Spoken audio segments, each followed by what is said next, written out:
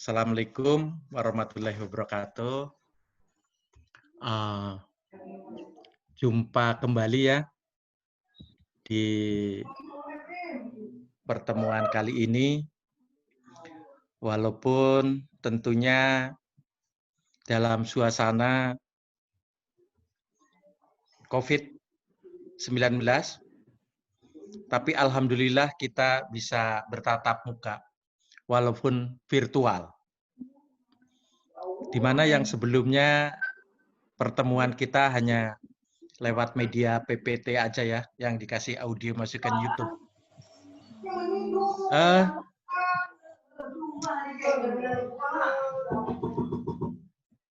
PJ-nya siapa ya di sini? PJ-nya tetap dibuka, audionya. Ada PJ-nya?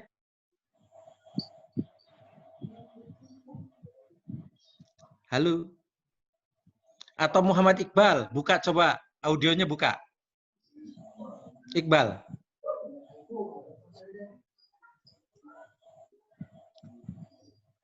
Iqbal, tes. Iqbal nggak dengar suaranya. Nabila mana Nabila? Ada Nabila? Tapi suara saya bisa terdengar ya? Bisa, kasih jempol kalau terdengar. Oke. Oke. Mudah-mudahan di pertemuan kali ini kita akan secepatnya di era new normal kita bisa bertatap muka secara langsung nanti ya. Ini tidak lama-lama kita lewat virtual, karena gimana pun juga virtual dengan virtual itu kalau menurut saya bobotnya agak kurang karena tidak berinteraksi langsung. Ini di awal ya saya kasih tahu bahwa saya sih sangat berharap PJ-nya audionya tetap dibuka. Nanti di akhir sesi nanti saya akan berkomunikasi dengan PJ-nya. Kalau nggak salah Nabila ya. Dan saya sih sangat berharap ini mengikuti semua, walaupun nanti ini akan direkam. Sudah direkam, Dek? Sebentar ya. Ini mau direkam dulu karena kayaknya belum direkam tadi.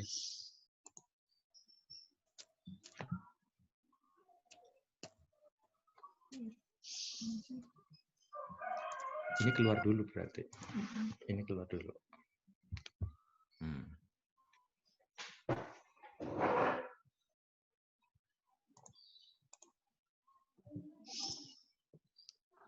Ada rekamannya di sini. Oh iya. Record. Ya. Oke, kembali lagi. Sharing videonya lagi. Sharing materinya lagi.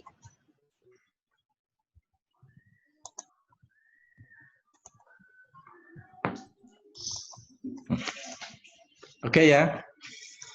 Ini saya rekam dan nanti hasil rekaman itu akan dimasukkan ke Skalsa. Jadi yang masih bisa untuk mereview di Skalsanya UHB ya. Oke, pokok bahasan pada materi ini tentang definisi prinsip-prinsip dasar dari sistem manajemen keamanan dan keselamatan rumah sakit, perencanaan keselamatan dan kesehatan kerja rumah sakit, dan penerapan keselamatan dan kesehatan kerja rumah sakit. Ya.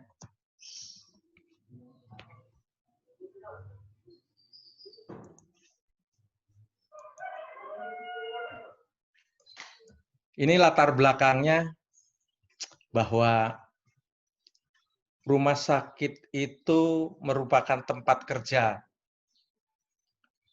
yang penuh resiko tinggi terhadap keselamatan dan kesehatan sumber daya manusia rumah sakit, di mana sumber daya manusia rumah sakit itu masyarakat rumah sakit. Masyarakat rumah sakit itu siapa? Yang berkunjung ke rumah sakit itu masyarakat rumah sakit. Dari direktur, cleaning service, pasien, keluarga pasien, pengunjung pasien, sampai mahasiswa yang praktek itu disebut masyarakat rumah sakit. Dan mereka yang ada di rumah sakit tersebut harus dilindungi.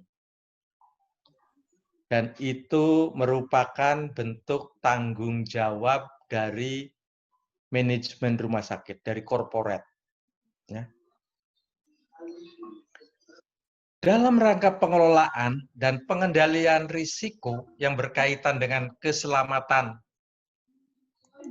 dan kesehatan kerja di rumah sakit, perlu diselenggarakan keselamatan dan kesehatan kerja agar tercipta kondisi yang sehat, aman, selamat, dan nyaman. Nah, jadi harus ada suatu sistem yang mengatur untuk keselamatan masyarakat rumah sakit. Termasuk mahasiswa yang ada di melakukan praktek klinik itu merupakan salah satu tanggung jawab rumah sakit. Walaupun semua masyarakat rumah sakit, termasuk mahasiswa pun harus mengikuti aturan regulasi yang dikeluarkan oleh rumah sakit atau korporat. Jika tidak mengikuti kaidah-kaidah aturan-aturan tersebut, itu akan menjadi bukan tanggung jawab lagi dari rumah sakit. Ya. Oke. Tujuan pembelajaran, mahasiswa mampu menjelaskan dengan kalimat sendiri tentang sistem manajemen K3 dan sistem manajemen rumah sakit. Ya. Nanti jika dalam saya menyampaikan materi, jika ada yang belum jelas, silahkan bisa dipotong untuk bertanya, kita berdiskusi ya. Ini kita mengenai bicara definisi. Adalah upaya yang dilakukan untuk mengurangi terjadinya kecelakaan, kerusakan, dan segala bentuk kerugian baik terhadap manusia maupun yang berhubungan dengan peralatan, objek kerja, tempat bekerja, dan lingkungan kerja secara langsung maupun tidak langsung. Itu definisi keselamatan kerja. Jadi, lingkungan kerja di rumah sakit itu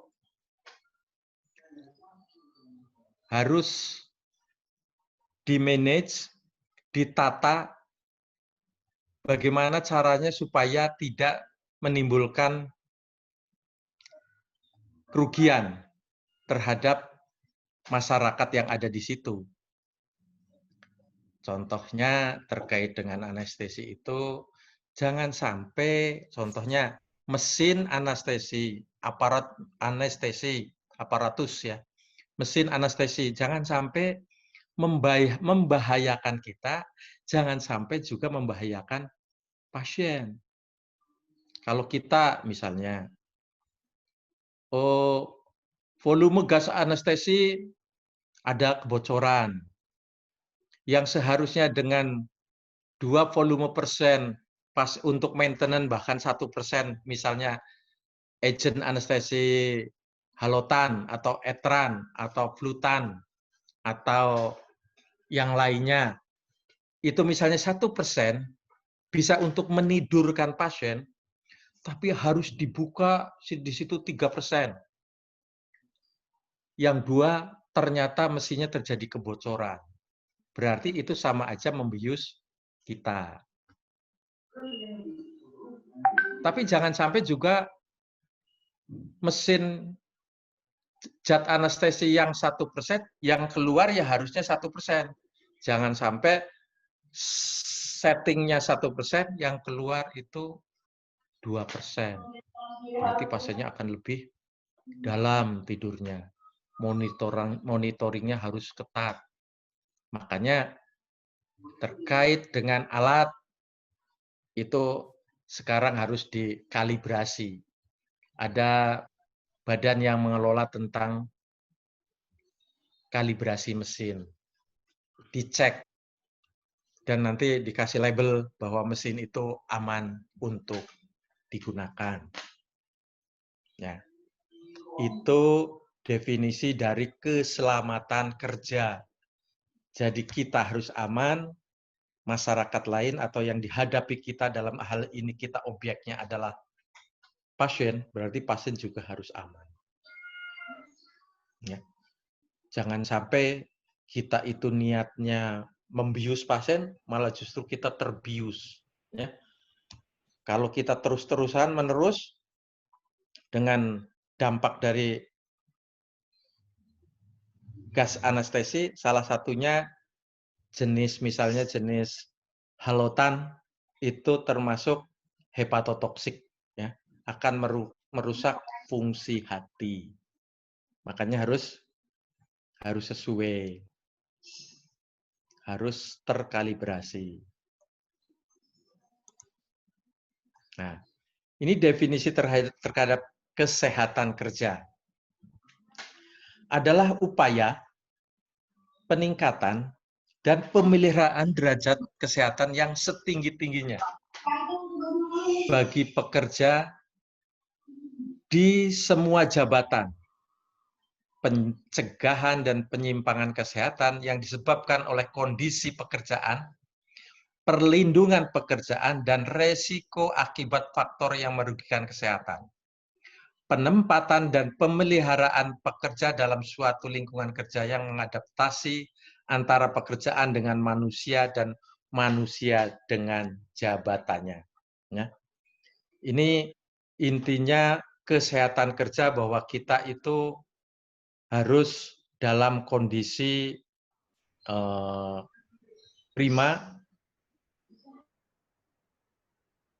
berusaha untuk tetap dalam keadaan baik di semua level yang ada di rumah sakit, profesi apapun harus dalam kondisi baik. Sedangkan keselamatan dan kesehatan kerja rumah sakit yang selanjutnya disingkat K3RS adalah segala kegiatan untuk menjamin dan melindungi keselamatan dan kesehatan bagi sumber daya manusia rumah sakit, pasien, pendamping pasien, pengunjung, maupun lingkungan rumah sakit melalui upaya pencegahan kecelakaan kerja dan penyakit akibat kerja di rumah sakit.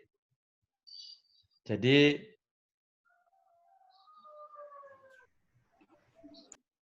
rumah sakit harus menjamin tentang keselamatan dan kesehatan kerja. Misalnya yang di laundry, misalnya unit laundry rumah sakit kan penuh resiko terhadap cairan tubuh, penuh resiko terhadap getaran mesin laundry, penuh resiko dengan resiko kebakaran karena terkait dengan elektrik dan mesin-mesin. Itu harus dijamin oleh rumah sakit. Bentuk jaminannya adalah tentunya dengan regulasi-regulasi yang ada harus diikuti. Misalnya, di unit laundry itu harus ada alat pemadam kebakaran. Harus disiapkan. Rumah sakit berkewajiban untuk menyiapkan. Alat pelindung diri. Karena orang laundry potensi terjadinya terkena transmisi mikroba dari linen. Gitu. Makanya APD-nya harus lengkap, harus benar. Begitu juga di anestesi. Misalnya, orang anestesi itu sehari-hari di kamar operasi. Berarti kalau di kamar operasi, kalau yang normal untuk tindakan yang tidak infeksius, harus tekanan positif. Tata udaranya. Tata udaranya harus positif. Tapi untuk kasus-kasus yang airborne disease, penyakit infeksi karena saluran pernapasan, karena pernapasan tekanannya harus negatif. Itu manajemen rumah sakit harus memfasilitasi itu untuk melindungi keselamatan dan kesehatan kerja yang ada di kamar operasi tersebut. Ya.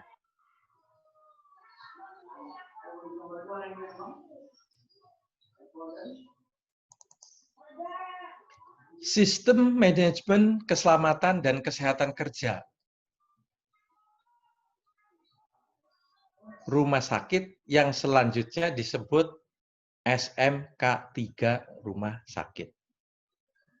Adalah bagian dari manajemen rumah sakit secara keseluruhan dalam rangka pengendalian resiko yang berkaitan dengan aktivitas pekerja rumah sakit guna terciptanya lingkungan kerja yang sehat, selamat, aman, dan nyaman bagi sumber daya rumah sakit, termasuk masyarakat rumah sakit, dari pasien, pendamping, pasien, pengunjung, maupun termasuk rekanan rumah sakit dan lingkungan rumah sakit. Ini jadi masuk dalam manajemen, jadi masuk dalam perencanaan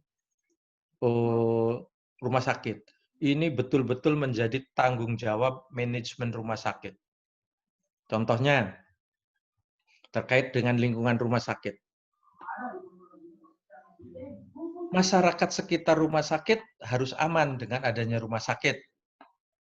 Misalnya terkait dengan rumah sakit kan ada genset ya. Ada genset, biasanya bunyinya keras.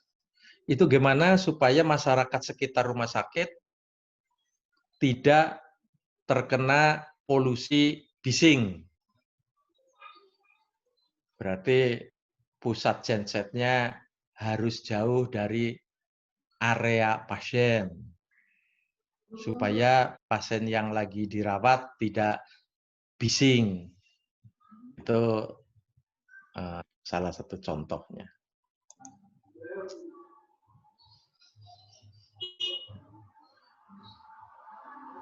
Ini dasar hukum dari K3RS. Sebelum saya lanjutkan tes, apakah suara saya masih terdengar? Salah satu jawab.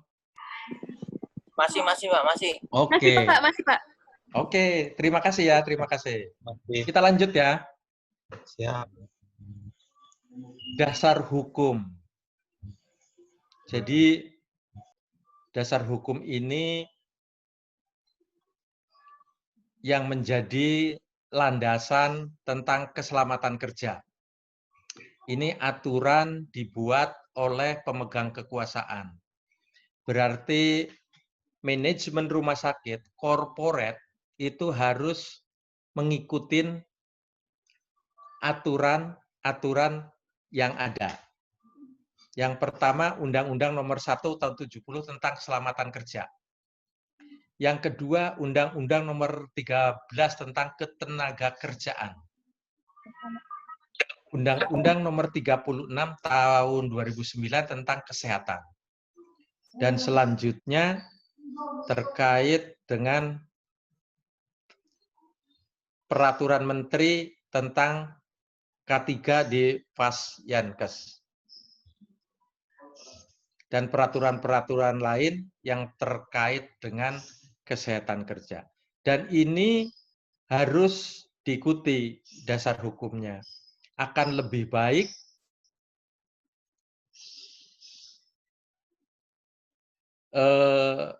karyawan rumah sakit, calon karyawan rumah sakit pada saat terjadi mau diadakan rekrutmen pada wawancara, ini harus mengetahui dasar-dasar hukum, termasuk nanti hak dan kewajiban sebagai karyawan baru.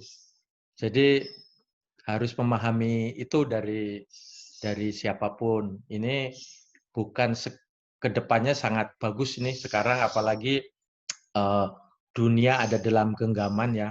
Aturan-aturan ini bisa diakses dimanapun kita berada melalui media ya.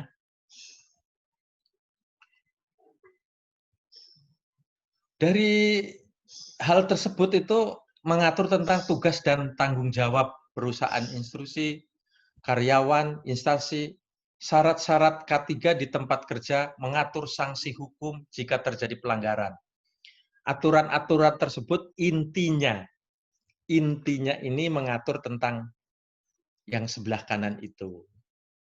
Jadi intinya itu, perusahaan, tanggung jawabnya, karyawan itu, hak dan kewajiban karyawan di situ semua harus harus ada. Dan tentunya saya nggak bisa bahas dari pasal ke pasal ya.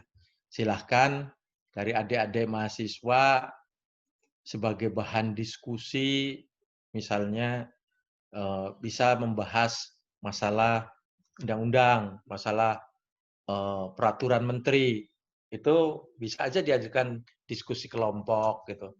Saya yakin itu akan bermanfaat. Ya. Ini peraturan menteri nomor 52 2018 ya. Ini termasuk aturan yang baru nih. Bahwa fasilitas kesehatan, pelayanan kesehatan yang terdiri dari bisa rumah sakit, bisa puskesmas, bisa klinik, itu masuknya Fasyankes, pelayanan kesehatan. Merupakan tempat kerja yang memiliki resiko terhadap keselamatan dan kesehatan sumber daya manusia, pasien ya, seperti tadi saya sampaikan. Setiap Fasyankes wajib menjalankan K3. Jenis Fasyankes sebagai dimaksud termasuk rumah sakit. Nah, penyelenggara K3 Fasyankes meliputi membentuk atau mengembangkan SMK3 Fasyankes, menerapkan standar K3 di Fasyankes atau di rumah sakit. Jadi nanti ini harus ada aturan-aturan di internal rumah sakit. Nanti kita bahas di bawah ya. Yang selanjutnya bahwa ruang lingkup sistem manajemen keselamatan dan kesehatan kerja rumah sakit adalah satu penetapan kebijakan K3 rumah sakit. Jadi harus ada penetapan kebijakan, harus ada kebijakan dari rumah sakit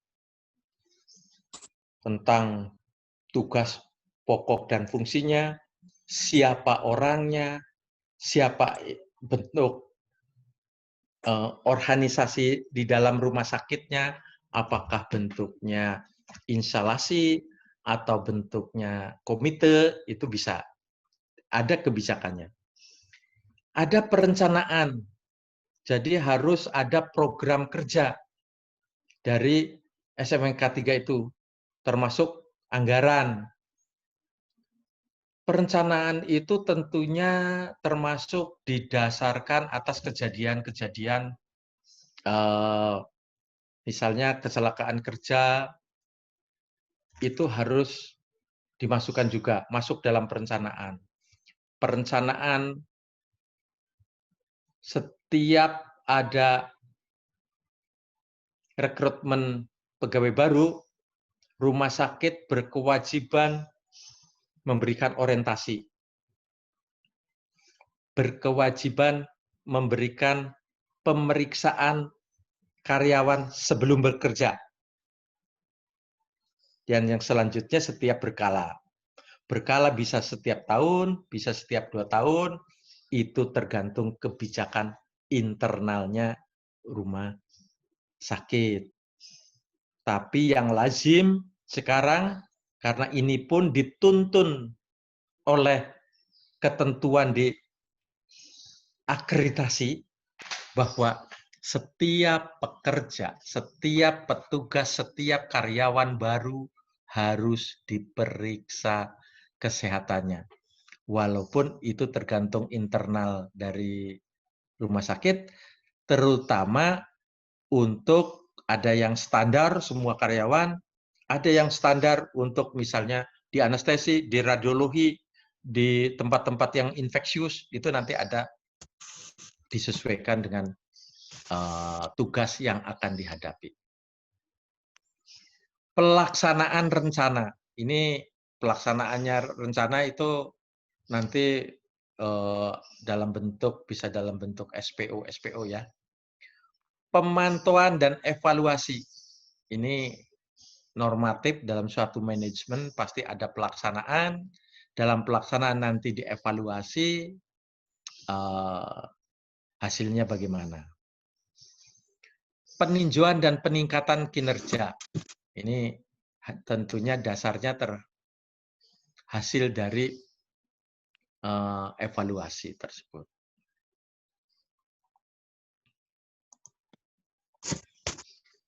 Ini penetapan kebijakan.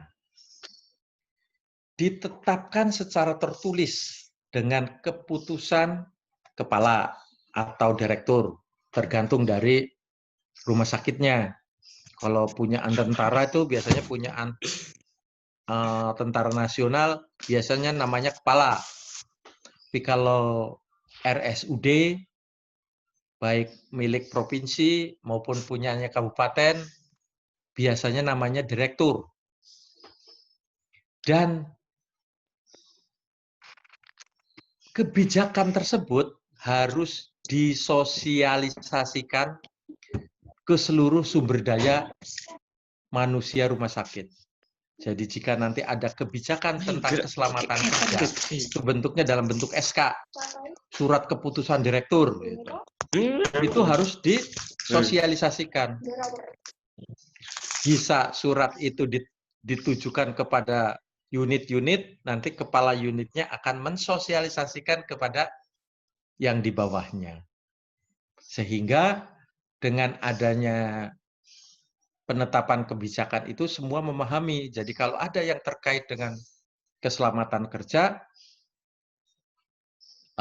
sudah tahu saya harus menyampaikan kepada siapa. Kebijakan rumah sakit, K3RS rumah sakit, meliputi penetapan kebijakan dan tujuan dari program K3RS. Ya. Jadi situ di kebijakan udah normatif tuh, pasti ada tujuan, ada ininya ya. Penetapan organisasi K3RS. Nah, itu tadi organisasinya bisa berbentuk instalasi, bisa berbentuk komite, rumah sakit yang kecil mungkin namanya tim K3RS, tergantung dari besar kecilnya rumah sakit dan kebijakan dari internal rumah sakit. Dan ini biasanya yang mengaudit nanti dari KARS, Komite Akreditasi Rumah Sakit. Kenapa KARS? Karena ada di Undang-Undang di Peraturan Menteri Kesehatan nomor 34 kalau nggak salah tahun 2017 bahwa rumah sakit itu wajib setelah 2 tahun wajib dilakukan audit akreditasi. Jadi kalau K3-nya nggak bagus, biasanya nanti akreditasi akan memberikan catatan. Yang berikutnya adalah penetapan dukungan pendanaan sarana dan prasarana. Jadi termasuk di dalam kebijakan itu nanti pendanaannya sumbernya dari mana. Itu sudah disebutkan. Apakah dari APBD atau dari anggaran rumah sakit. Itu haknya pimpinan, direktur atau kepala rumah sakit. Ya. Ini penetapan kebijakan, pimpinan tertinggi rumah sakit harus berkomitmen untuk merencanakan, melaksanakan, meninjau, meningkatkan pelaksanaan K3RS secara tersistem, setiap aktivitasnya dengan melaksanakan manajemen K3RS yang baik. Jadi, pimpinan rumah sakit yang komitmen terhadap patient safety, terhadap K3RS, beruntung. Sebagai karyawannya itu beruntung. Bagus biasanya dari yang aturan maupun sarananya, dari misalnya yang swasta, dia pasti diikutkan ke asuransi, keselamatan kerjanya dijamin, akan difasilitasi, itu bagus sekali. Harus taat hukum, perundangan dan peraturan berlaku. Minimal tadi dasar hukumnya K3 itu harus dilaksanakan. Jika kita mentaati, dari pimpinan itu mentaati dasar hukum, berarti bagus. Perilaku, komitmen dari pimpinan itu bagus.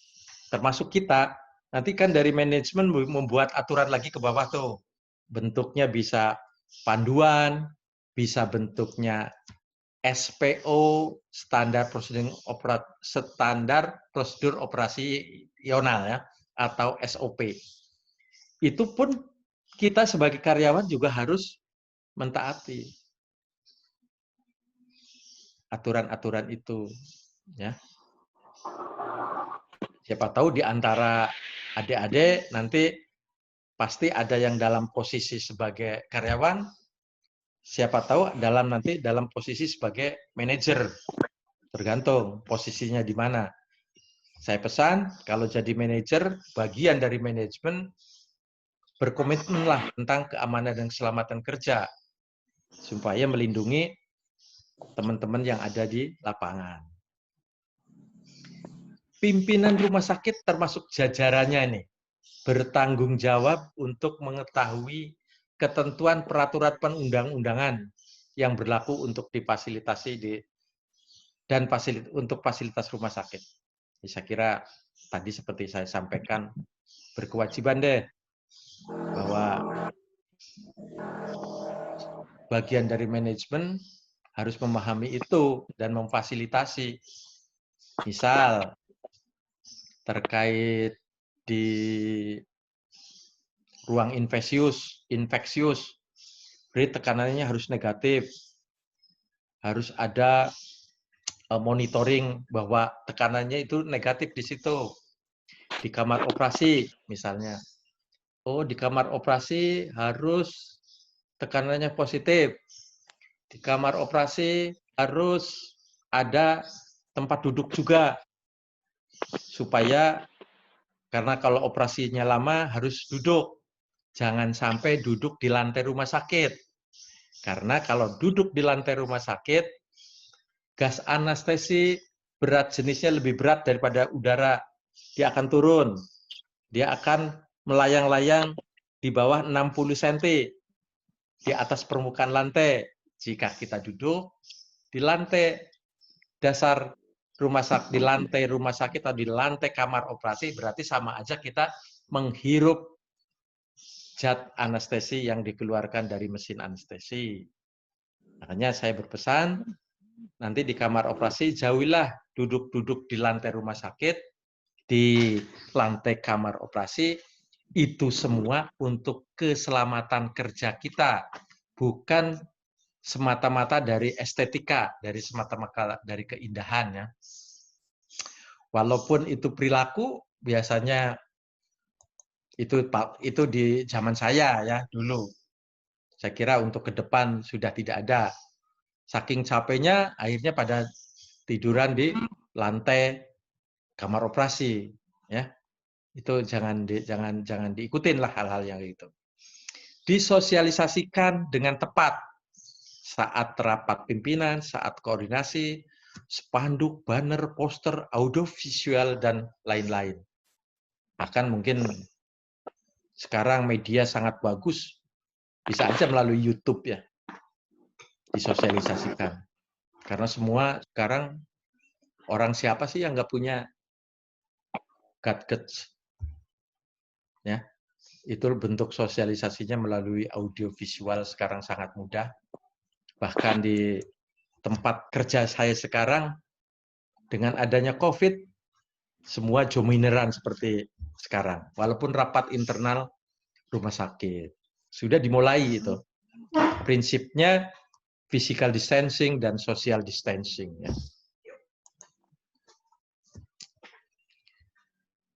Penetapan kebijakan memuat diantaranya terkait dengan standar fasilitas. Standar fasilitas itu misalnya di kamar operasi. Bahwa di kamar operasi itu standar fasilitasnya harus ada dari ruangan misalnya. Dari pencahayaan, dari ukuran ruangan. Maaf dari... Pak, suara Bapak tidak terdengar. Tidak terdengar. Oke, saya ulangi ya.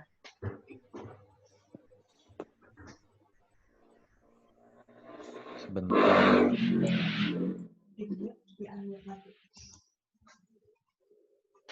Kok nggak ada?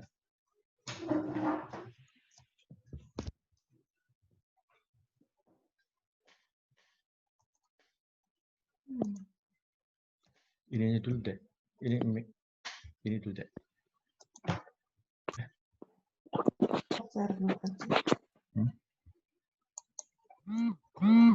Tes terdengar? Enggak?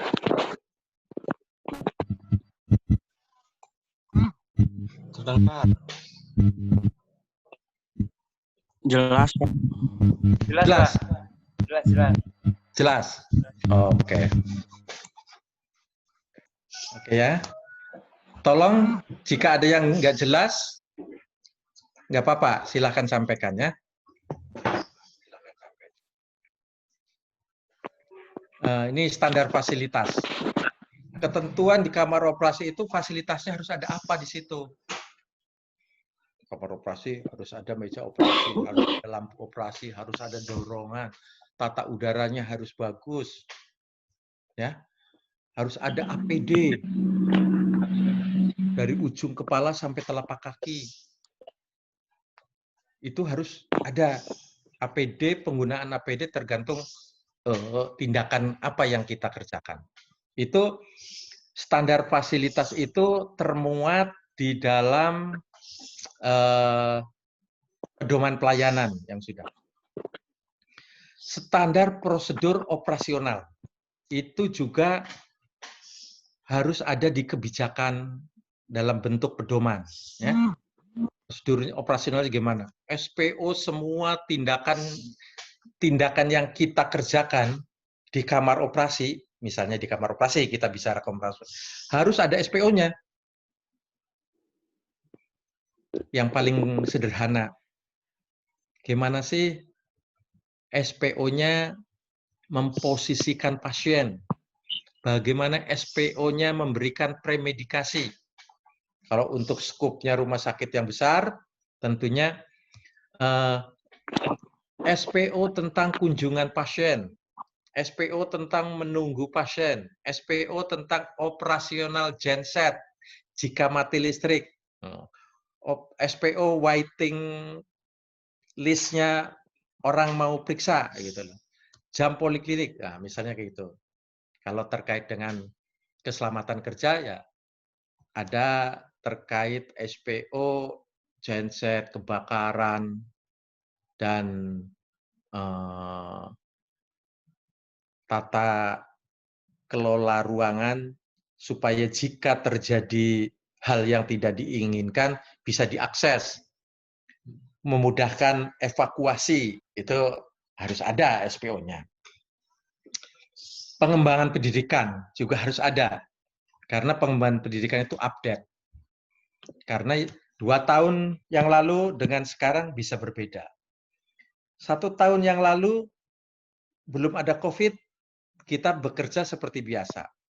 Saya pesan nih, orang anestesi itu biasanya sebelum COVID, yang namanya menggunakan APD, itu banyak tidak dipatuhi. Mencuci tangan aja pada tidak patuh. Banyak. Tapi begitu sekarang, 1 tahun lalu, begitu sekarang ada COVID, semua patuh. Bahkan menggunakan APD-nya berlebihan. Saya sih berharap ada dan tidak ada wabah, asal kita tahu tindakan apa yang kita kerjakan, otomatis kita harus menggunakan APD apa, itu biasanya sudah ada SPO-nya. Itu lakukan itu. Ikutin tuh aturan yang ada. Karena kita mengikuti aturan, pasti perilaku kita akan dinilai orang. Pasti akan baik karena menyangkut perilaku. Termasuk tata laksana pelayanan. Bagaimana kita mengunjungi pasien pada waktu pre-visit, bagaimana kita berkomunikasi dengan pasien, bagaimana kita menerima pasien, bagaimana kita pada waktu melakukan awal anestesi, pembiusan, waktu induksi, itu tata laksana pelayanan itu harus kita ikutin, dan itu ada panduannya, ya. Tentunya supaya semua terukur. Jika ada panduan, ada pedoman, atau ada SPO, ya.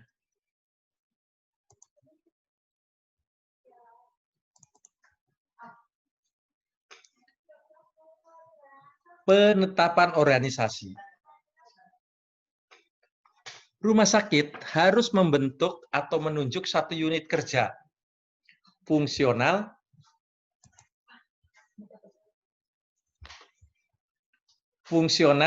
yang mempunyai tanggung jawab penyelenggaraan K3RS. Jadi silahkan rumah sakit itu mau membentuk suatu unit kerja, tapi di mana-mana itu sifatnya pasti fungsional, bukan masuk kelompok manajemen struktural. Jadi di rumah sakit itu ada kelompok struktural dan kelompok manajemen. Dan itu pilihan biasanya. Adik-adik juga nanti bisa memilih mau ini jalur struktural apa jalur fungsional. Kalau jadi penata anestesi fungsional, apakah sampai pensiun mau jadi penata anestesi? Nah, bisa silahkan, itu suatu pilihan. Unit kerja fungsional dan dapat berbentuk komite atau terintegrasi dengan komite lainnya, bisa juga. Ya. Misalnya komite keselamatan rumah sakit, itu masuknya ada. Di bawahnya di breakdown di sub misalnya gitu ya. Kebutuhan unit kerja fungsional tersebut disesuaikan dengan besar tingkat resiko keselamatan dan kesehatan kerja rumah sakit, ya. Sehingga pada rumah sakit dapat memiliki komite atau instalasi. Itu pilihan dari manajemen. Ini penetapan organisasi diantaranya terkait struktur organisasi. Nanti misalnya kita bicara anestesi, itu punya pedoman organisasi sendiri. kamar operasi punya pedoman organisasi sendiri. IGD punya sendiri, rawat jalan sendiri, rawat inap sendiri. Nah, kalau terkait anestesi juga harus ada pedoman organisasi. Dan itu juga diaudit oleh KARS. KARS bagus, bagi saya sih senang. Tanpa ada KARS biasanya pada tertidur, masa bodoh. Pekerjaan jalan hanya menjalankan apa yang sudah biasa. Padahal aturan, keilmuan setiap saat bisa berubah. Ya. Dan jika kita menjalankan pekerjaan sesuai aturan, itu insya Allah lebih aman.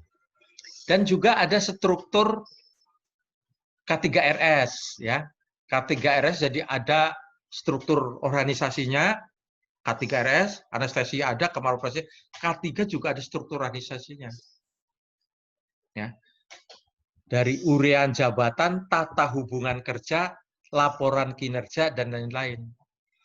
Tata hubungan kinerja itu termasuk membahas misalnya, jika ada kejadian kecelakaan kerja di salah satu unit rumah sakit, gimana sih ini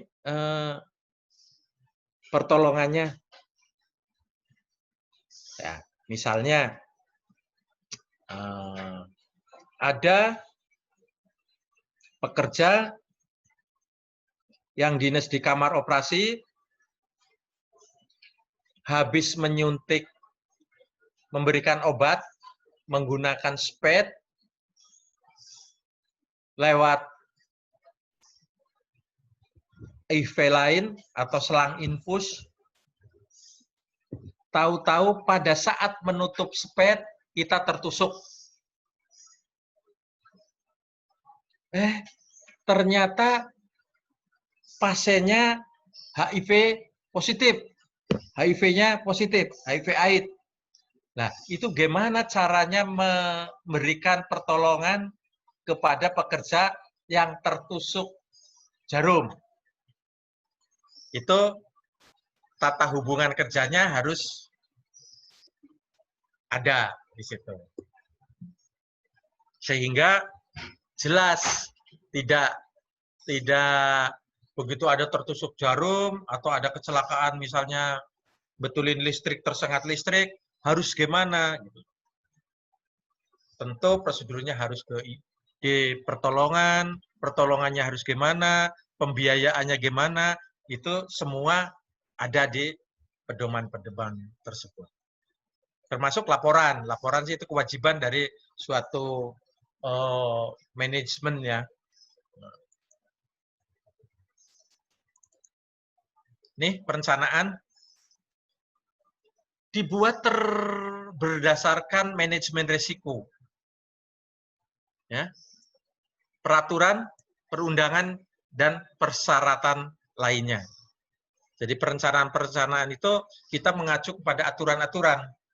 Ya. Misalnya kita merencanakan, K3RS itu merencanakan dalam suatu perencanaannya semua karyawan baru harus dilakukan pemeriksaan penunjang fototorak dan darah rutin. Misalnya. Darah lengkap misalnya. Itu harus kita rencanakan sampai ke rupiahnya, anggaran rupiahnya itu berapa. Jadi itu nanti sudah ada di situ. Perencanaan ditetapkan oleh pimpinan. Jelas ya, karena dalam hal ini direktur yang bertanggung jawab. Purwokerto hujan. Gimana di tempat adik-adik? Hujan nggak? Nggak. Hujan, Pak. Ini hujan Purwokerto. Mungkin Dukuhwale hujan mungkin. Saya di Purwosari posisi saya. Perencanaan K3 dibuat secara berkala. 1 tahun, terus nanti akan ditinjau berdasarkan evaluasi ya. Perubahan-perubahan sarana, prasarana, dan proses kerja di rumah sakit. Itu tentunya hasil evaluasi. Dibuat secara efektif dengan sasaran yang jelas dan dapat diukur. Mengacu kepada kebijakan pelaksanaan K3RS yang ditetapkan.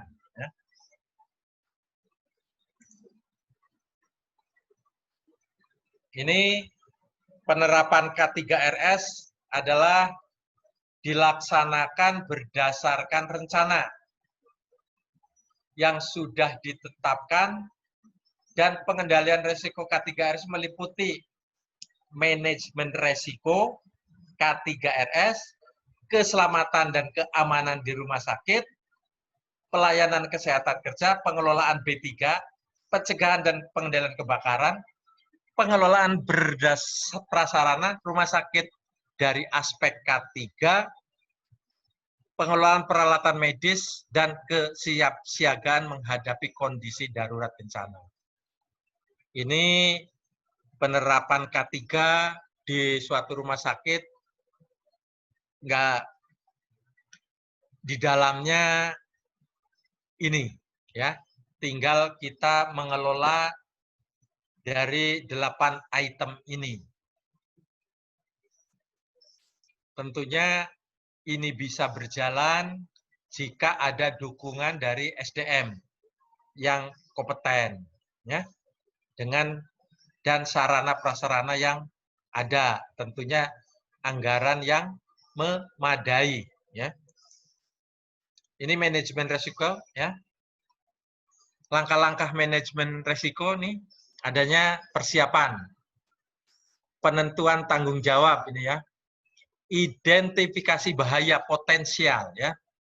Jadi setiap kita membuat manajemen risiko itu kita harus sudah mengidentifikasi tentang potensi. Potensi itu belum tentu terjadi, bisa terjadi, bisa tidak. Tapi nanti bisa di-grading, kemungkinan yang paling berpotensi mana. Nah, itu nanti yang akan kita prioritaskan. Ya. Potensi itu bisa terkait dengan fisik, bisa terkait dengan kimia. Fisik itu contohnya tadi di bagian genset, bising, setiap hari bunyi mesin. Di bagian laundry, setiap hari mesin laundry bunyi. Di sentral sterilisasi suplai departemen juga setiap hari ada mesin. Potensi terjadi kebakaran. Kimia, adanya desinfektan gitu ya misalnya ya, terkait dengan biologi. Kemungkinan ada mikroba, ada virus, ada bakteri, ada jamur, ada protozoa ya. Ergonomik, organomik ini. Posisi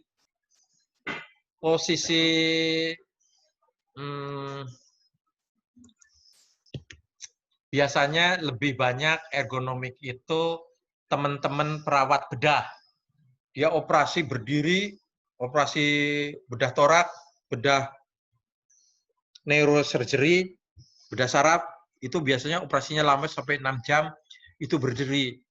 Itu kalau berdirinya tidak ergonomik, bisa cedera terhadap misalnya tulang belakang.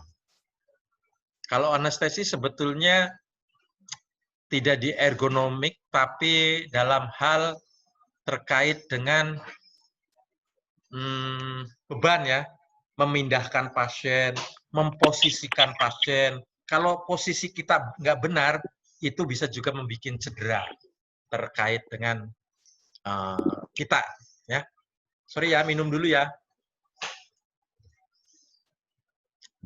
Kalau mau minum boleh, silahkan. Ya.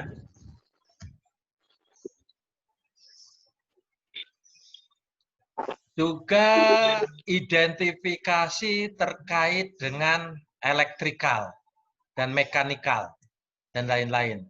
Itu terkait genset, terkait listrik, terkait apa ya. Analisis risiko. Jadi setelah kita mengidentifikasi, nanti membuat grading, kita harus menganalisa resiko adalah probabilitas, kemungkinan bahaya potensi menjadi nyata yang ditentukan oleh frekuensi, durasi, pajanan, dan aktivitas kerja. Itu pekerjaannya orang K3RS itu ya. Ini dievaluasi, laporan kejadian, pengendalian resiko, menghilangkan bahaya. Tentunya ini dari dasarnya evaluasi ya.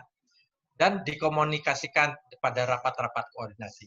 Ini salah satu contoh ya tentang bahaya potensi berdasarkan lokasi dan pekerjaan di rumah sakit. Ini kita bahaya potensinya itu misalnya ini fisik nih ya. Terjepit mesin, ini di daerah mekanikal. Ini tergantung mesin apa ya. Kimia, itu juga biasanya orang-orang apoteker nih, biologi semua karyawan, termasuk di anestesi, biologi, mikroba, pada waktu melakukan kita pemasangan IV lain, kemungkinan kita terpercik oleh cairan tubuh, darah. Pada waktu kita melakukan intubasi, memasang endotracheal tube, kita potensi terkena droplet dari pasien. Saat ini, droplet terkait dengan COVID-19. Padahal sebetulnya bukan sekedar COVID, droplet juga bisa menimbulkan transmisi, misalnya hepatitis. Bisa juga terkait dengan herpes dan lain-lainnya. Elektrikal ini biasanya orang-orang instalasi pemeliharaan sarana rumah sakit. Ya. Ini bahaya. Ini salah satu contoh grading risk assessment pelayanan anestesi ya. Kalau di anestesi ini, misalnya penggunaan APD. Jika penggunaan APD ini tidak dilaksanakan, yang seharusnya kita pada waktu intubasi, harusnya kita menggunakan face shield, menggunakan masker. Itu tidak dilaksanakan. Dampaknya apa? Ini kita berembuk nih dari beberapa orang. Bukan ditentukan sendiri. Brainstorming dari beberapa teman. Apa nih dampaknya? Dampaknya cedera. Nih, cedera berat. Bahkan kematian? Oh enggak. Oh kematian. Misalnya kalau COVID, enggak pakai ABD, kematian. Tapi kalau yang lain mungkin cedera sedang. Tinggal sepakat dampaknya. Probabilitasnya sering apa enggak? Berapa kejadian? 2-5 tahun? 2-6 kali dalam 1 tahunnya? Nah ini tergantung sering apa enggaknya. Oh sering, hampir semua setiap melakukan tindakan intubasi tidak menggunakan APD misalnya. Ini probabilitas. Nah sistem yang ada ini peraturannya ada enggak? SPO-nya ada apa enggak? Panduannya ada apa enggak? Ini tergantung. Panduan kalau intubasi berarti bisa PPI yang membuat dari infection control atau dari unit di anestesi. Itu sistemnya ada enggak? Aturannya ada enggak bahwa kalau intubasi harus menggunakan APD? Ini yang pertama. Oh, ada. Wah, kalau ada peraturan, sebentar.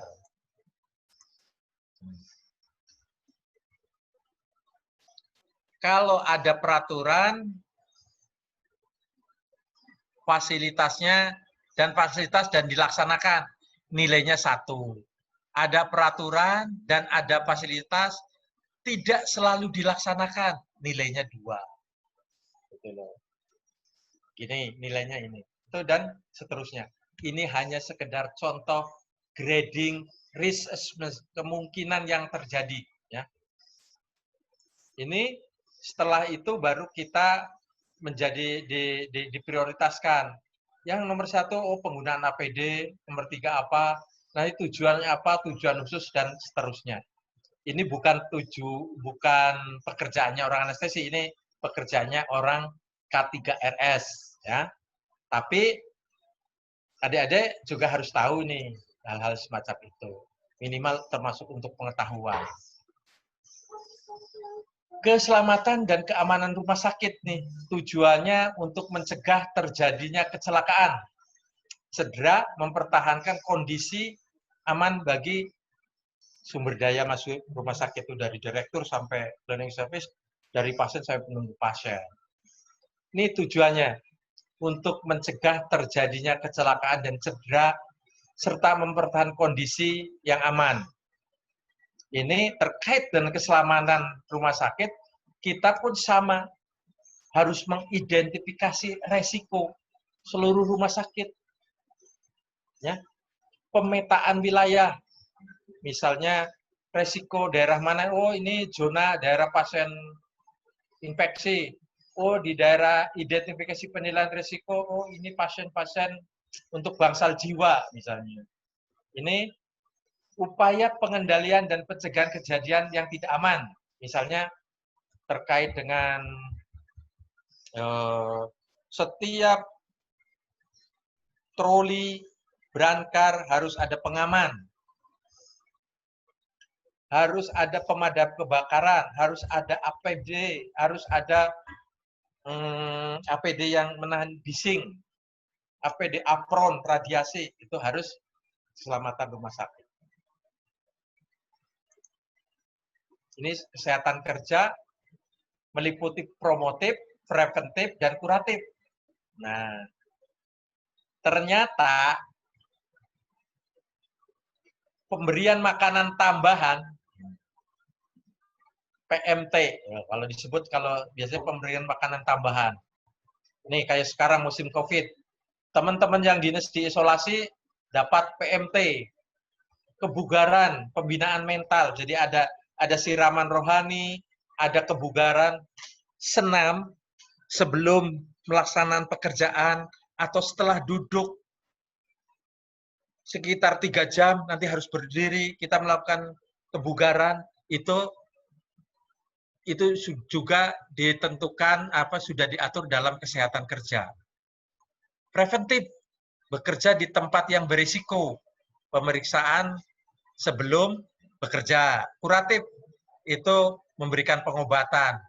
Rehabilitasi, misalnya ada hal-hal yang cedera akibat kecelakaan kerja. Maaf, saya minum.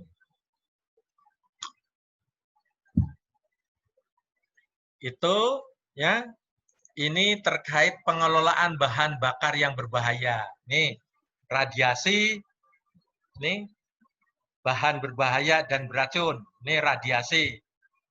Itu di tempat radiologi. Ya. Barang yang mudah meledak, beracun, korosif, karsiogenik, iritasi. Ya.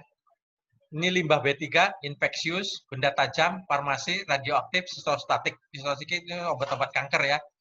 Bahan kimia kadaluarsa, termasuk obat-obat yang kadaluarsa, air raksa dari tensiometer, ini termasuk limbah B3.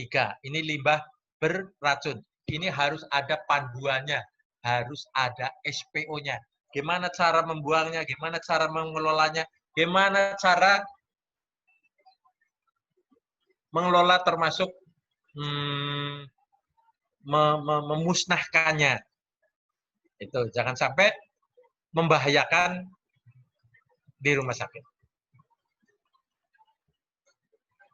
Ini pencegahan pengendalian kebakaran, identifikasi beresiko, ini kita harus mengidentifikasi, mengetahui potensi, lokasi, inventaris, pengecekan. Harus ada inventaris terkait dengan APAR, hidran, detektor api, detektor asap, harus ada daftarnya. Ada enggak? Sudah punya belum? Kalau belum, harus direncanakan. Sedangkan inventaris pasif itu terkait dengan misalnya setiap rumah sakit kan kalau jalan-jalan ke rumah sakit pernah jalur evakuasi, titik kumpul, pintu darurat, tangga darurat. Jika terjadi kebakaran, tidak diperbolehkan naik lift, harus melalui tangga darurat. Nah, itu di situ. Itu inventaris pasif dan itu harus tersosialisasi dan itu harus ada petunjuk yang mudah dilihat, mudah dilaksanakan oleh semua sumber daya manusia yang ada di rumah sakit. Pemetaan area resiko tinggi kebakaran, nah, ledakan, termasuk titik lokasi, titik gedung, gedung mana itu kita harus bisa memetakan dari K3 tentunya. Pengurangan resiko kebakaran, sistem peringatan dini, alat memasak yang tidak perlu di kamar operasi, misalnya di kamar operasi tidak boleh ada kompor, resikonya kebakaran, resikonya lagi masak air, tahu-tahu pasiennya gawat, masuk ke dalam, lupa, malah yang gawat tahu-tahu kebakaran di pantry, di dapur. Makanya sekarang pantry, adanya makanan kering di rumah sakit, itu di kamar operasi itu. Pengurangan resiko kebakaran, itu tentunya dengan sosialisasi dan lainnya. Ini pengelolaan alat medis, ini harus ada uji fungsi, ada kartu monitor, ya, monitoring berkala. Secara uji fungsi itu biasanya 1 tahun sekali, ada yang 2 tahun sekali, dan itu dilakukan oleh lembaga yang independen. Itu biasanya dari kementerian. Petugas yang melakukan kalibrasi pun harus kompeten. Harus melakukan uji kompetensi, punya STR, punya apa, sekarang semua harus gitu ya. Saya kira itu, terima kasih. Saya sampaikan coronavirus itu karena saya menyampaikan materi secara virtual karena adanya coronavirus. Coronavirus bagi saya termasuk membawa dampak positif karena saya bisa memberikan materi lewat Zoom, tidak langsung. Saya bisa membuat materi PPT diberi audio. Itu gara-gara adanya coronavirus. Kalau nggak ada, saya nggak bisa. Mungkin adik-adik lebih pintar dari saya. Mari kita menjaga akal sehat di tengah pandemi. Ya. Kita akal sehat tetap dipakai. Physical distancing, social distancing, APD harus digunakan secara rasional, bukan hanya ketakutan. Ini materi yang pertama. Kita ada materi kedua, nanti kita sampai jam 4. Ya. Kalau sebelum jam 4 selesai juga, ya alhamdulillah ya. Ini break dulu, karena ketentuannya harus break. Sebagai pembeda nih, untuk yang pertama sama yang kedua. Jadi nanti yang berikutnya, kita materi kedua. Terkait dengan K3 di pelayanan anestesi. Ya.